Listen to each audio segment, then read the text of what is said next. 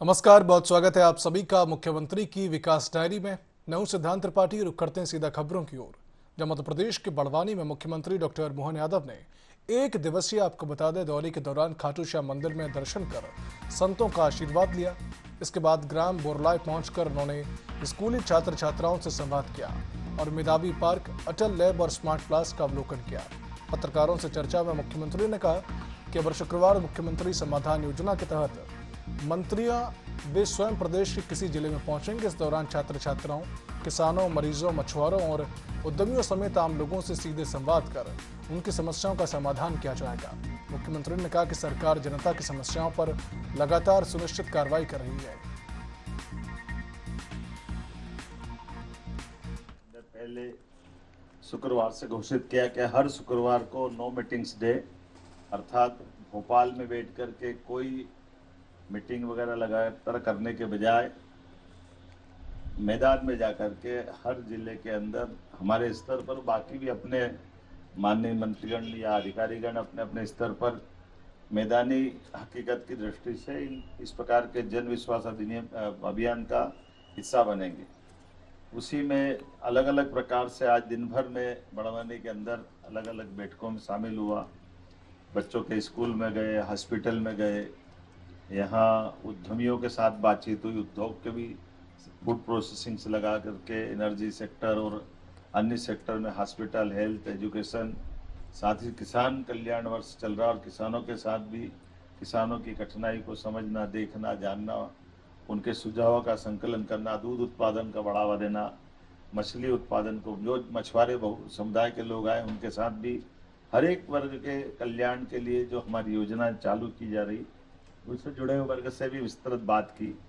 एक सत्र में हमने सभी प्रकार की प्रतिभाएं, जो अलग अलग प्रकार के बच्चे, खिलाड़ी, मेधावी विद्यार्थी या गांव के पटेल या स्वयं सहायता समूह की अच्छी ग्रुप की बहनें कृषि सखी के माध्यम से काम कर रही है, इन सबको प्रमोशन के साथ इनके यहाँ की मैदान की हकीकत जानते हुए उन सबको भी हमने उनके विषय को समझने के साथ जिले के अंदर विकास के मामले में उनके कदम और तेज गति से चले, इस दिशा में बातचीत हुई।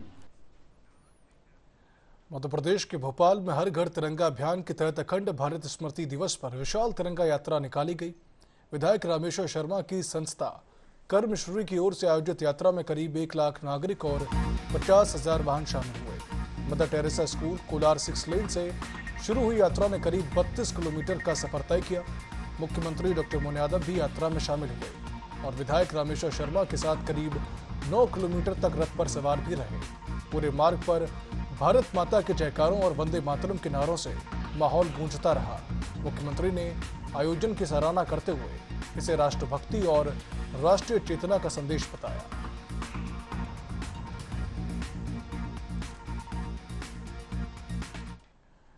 भोपाल के शौर्य स्मारक में मुख्यमंत्री डॉक्टर मोहन यादव ने मध्य प्रदेश पुलिस बल की तिरंगा बाइक रैली को हरी झंडी दिखाकर रवाना किया। इस दौरान मुख्यमंत्री ने 1947 के विभाजन की विभीषिका को भारत के इतिहास का दर्दनाक अध्याय बताया। उन्होंने स्वतंत्रता सेनानियों और शहीदों के योगदान को नमन करते हुए कहा कि देश को ऐसी परिस्थितियों की पुनरावृत्ति से बचाने का संकल्प लेना चाहिए।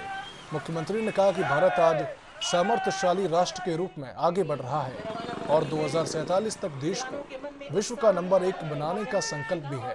उन्होंने पुलिस जवानों को शुभकामनाएं देते हुए कहा कि तिरंगा यात्रा देशभक्ति और राष्ट्रीय एकता का संदेश देगी।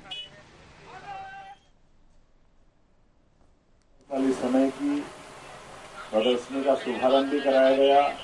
हमारे पुलिस के जाबाज जवान अपनी देशभक्ति और जनसेवा के संकल्प के साथ भोपाल की गलियों के, शहरों के अंदर, शहर के साथ अपनी विभाजन की विभीषिका के दिवस के अवसर पर परमात्मा से कामना करते हैं कि दोबारा भारत में कभी ऐसी कोई घटना न हो जब भारत को अपने ही अंग को अपने से अलग करना पड़े।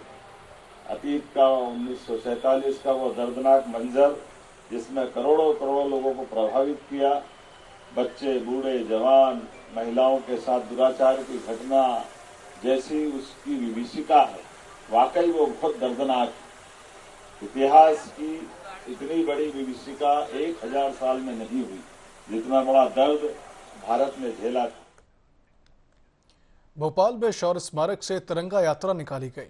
मुख्यमंत्री डॉक्टर मोहन यादव ने, आपको बता दें, इस तिरंगा यात्रा में वो शामिल हुए और यात्रा को फ्लैग ऑफ कर रवाना किया। बीजेपी विधायक भगवान दास सबनानी के नेतृत्व में निकली यात्रा में बड़ी संख्या में आम लोग भी शामिल हुए। इस दौरान मुख्यमंत्री ने देश की आजादी और लोकतांत्रिक व्यवस्था का जिक्र करते हुए कहा कि भारत तेजी से प्रगति कर रहा है। उन्होंने प्रधानमंत्री नरेंद्र मोदी के नेतृत्व में देश के विकास की बात कही। मुख्यमंत्री ने भोपाल को मेट्रोपॉलिटन सिटी बनाने और 6 जिलों को मिलाकर महानगरीय क्षेत्र विकसित करने की योजना का भी जिक्र किया। साथ ही तिरंगे के सम्मान और संवैधानिक मर्यादा का पालन करने की उन्होंने अपील की है।